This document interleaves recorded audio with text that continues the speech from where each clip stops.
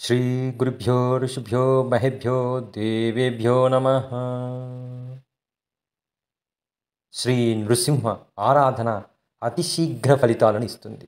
అంటే మనకు ఏదైనా రోగ బాధలు ఉన్నా, అంటే చాలా మొండి వ్యాధులు మనల్ని పట్టి పీడిస్తున్నా, లేదా భయంకరమైన ఆర్థిక సమస్యలతో మనం సతమతమవుతుంటే, లేదా రుణ బాధలు అంటే మనము ఎవరి దగ్గర నుంచైనా అప్పు తీసుకొచ్చుకొని ఆ అప్పు చెల్లించలేని పక్షంలో అటువంటి కష్టం ఏదైనా ఉన్నా, లేదా మనకు కుటుంబ సమస్యలే ఉన్నాయి అంటే కుటుంబ సభ్యులతో ఎటువంటి సామరస్యము లేకుండా మన జీవితం దుర్భరం అవుతుంటే, అటువంటి సమయంలో మనకు దిక్కు ఎవరైనా ఉన్నారు అంటే అటువంటి సమస్యల నుంచి మనకు అతి శీఘ్రమైన ఉపశమనం కావాలి అంటే మనము ఖచ్చితంగా వెళ్ళవలసింది శ్రీ లక్ష్మీ నరసింహస్వామి చెంతకే.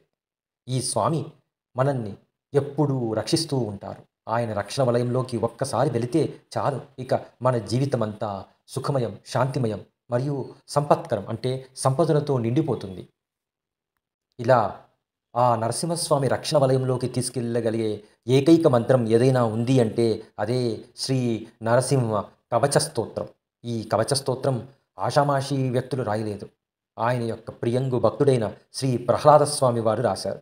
ఆయన అంటే ప్రహ్లాద స్వామి వారికి ఈ యొక్క నరసింహస్వామి యొక్క ప్రతి కటాక్షం ఎలా తెచ్చుకోవాలి, ఆయన యొక్క అనుగ్రహం ఎలా తెచ్చుకోవాలి అనే సూక్ష్మాలు, రహస్యాలన్నీ తెలిసిన ఏకైక వ్యక్తి మన ప్రహ్లాదుల వారు. అందుకే ఆయన చేసిన ఈ యొక్క కవచాన్ని మనము కంఠస్థం చేసుకొని, మననం చేసుకొని, లేదా ఇవి రెండూ కుదరని పక్షంలో వినగలిగినా చాలు. అంటే ఇలాంటి నృసింహ జయంతి లాంటి మహత్కరమైన రోజులలో కానీ, లేదా చతుర్దశి తిథి ఉన్న రోజు కానీ, లేదా స్వాతి నక్షత్రం సాయంత్రం పూట ఉన్న రోజు కానీ, లేదా ఏదైనా మహిమాన్వితమైన రోజులు, పండుగ రోజులు కానీ, విష్ణు తిథులు కానీ, ఏకాదశి ద్వాదశి తిథులు కానీ, ఇలా ఏవైనను ఒక మంచి ముహూర్తంలో విన్నను మనకు అధిక ఫలితాలు రాబోతున్నాయి. ఈ నరసింహ కవచం మనల్ని ఎన్నో విధాల కష్టాల నుండి, బాధల నుండి, రోగాల నుండి, మొండి వ్యాధుల నుండి రక్షిస్తుంది. అలాగే అతి శీఘ్రంగా అంటే ధన సంపాదన ఎప్పుడు కూడా మనకు అగమ్యగోచరంగా ఉంటుంది. కొన్ని సమయాలలో అంటే చేతిలో చిల్లి గవ్వలేదు అని అనుకుంటూ ఉంటాం. అప్పుడు నరసింహస్వామిని తలుచుకోండి చాలు. ఆయనను తలుచుకున్నంత మాత్రాన్ని అంటే లక్ష్మీ నృసింహస్వామిగా చూడండి.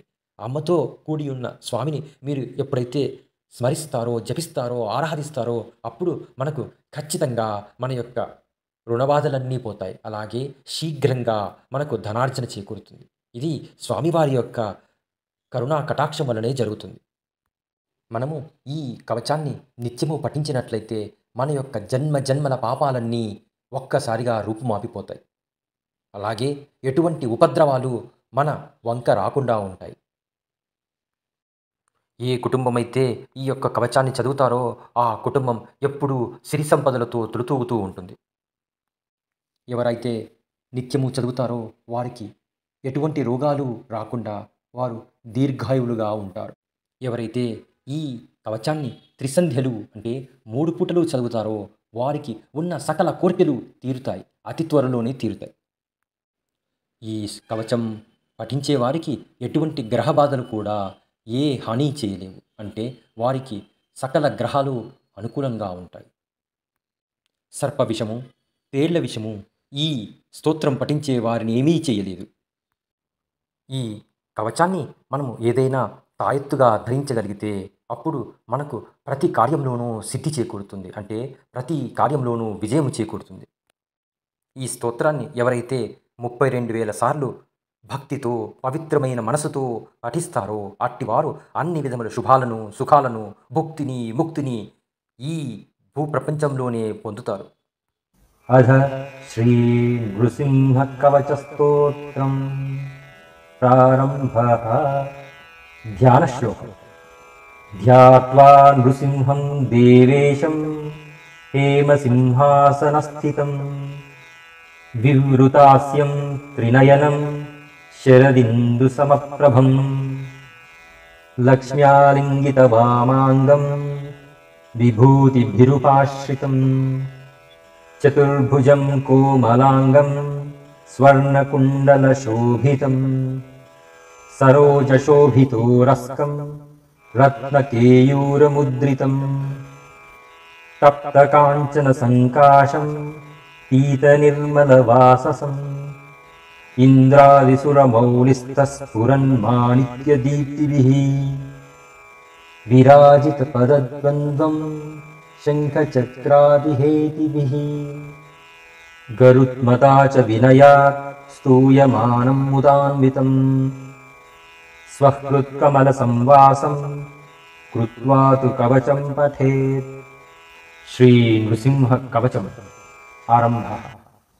नृसिंहो मे शिरः पातु लोकरक्षार्थसम्भवः सर्वगोऽपि स्तम्भवासः फालं मे रक्षतु ध्वनिम्।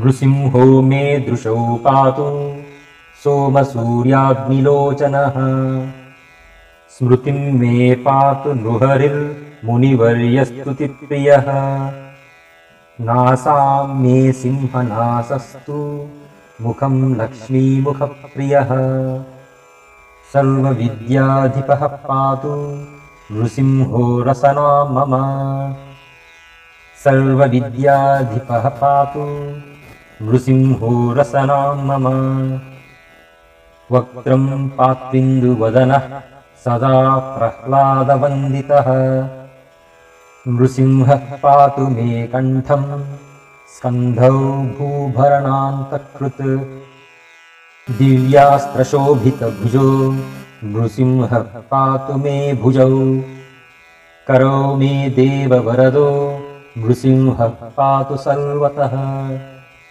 हृदयं योगिसाध्यश्च निवासं पातु मे हरिः मध्यं पातु हिरण्याक्षवक्षः कुक्षिविदारणः नाभिं मे पातु नृहरिः स्वनाभि ब्रह्मसंस्तुतः ब्रह्माण्डकोटयः कट्यां यस्यासौ पातु मे कटिम् गुह्यं मे पातु गुह्यानां मन्त्राणां गुह्यरूपदृक् ऊरु मनोभवः पातु जानुनी नररूपधृक् जङ्घे पातु धराभारहर्तायोऽसौ नृकेसरी सुरराज्यप्रदः पातु पादौ मे नृहरीश्वरः सहस्रशीर्षा पुरुषः पातु मे सर्वशस्तनुम्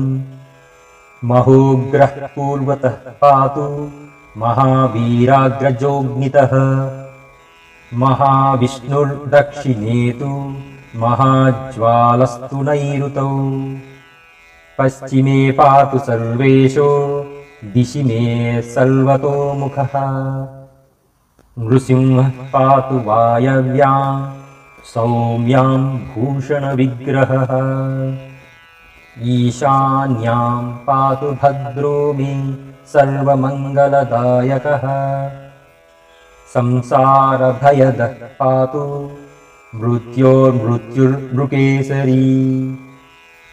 श्रीनारसिंहस्तुति। गर्जन्तं गर्जयन्तं निजभुजपटलं स्फोटयन्तं हठन्तं गर्जन्तं गर्जयन्तं निजभुजपटलं स्फोटयन्तं हठन्तं रूप्यन्तं तापयन्तं दिवि भुवि दितिजं क्षेपयन्तं क्षिपन्तं रूप्यन्तं तापयन्तं दिवि भुवि दितिजं क्षेपयन्तं क्षिपन्तं क्रन्दन्तं रोषयन्तं दिशि दिशि सततं संहरन्तं भरन्तं क्रन्दन्तं रोषयन्तं दिशि दिशि सततं संहरन्तं भरन्तं वीक्षन्तं घूर्णयन्तं शरनिकरशतैर्दिव्यसिंहं नमामि वीक्षन्तं घूर्णयन्तं शरनिकरशतैर्दिव्यसिंहं नमामि। श्री नृसिंह जयमन्त्रम्। श्री नरसिंह जय नरसिंह जय जय नरसिंह।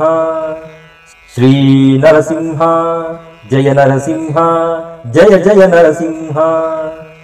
श्री नरसिंह जय नरसिंह जय जय नरसिंह। इति श्री ब्रह्माण्डपुराणे प्रह्लादोक्तं श्री नृसिंह कवचं सम्पूर्णम्।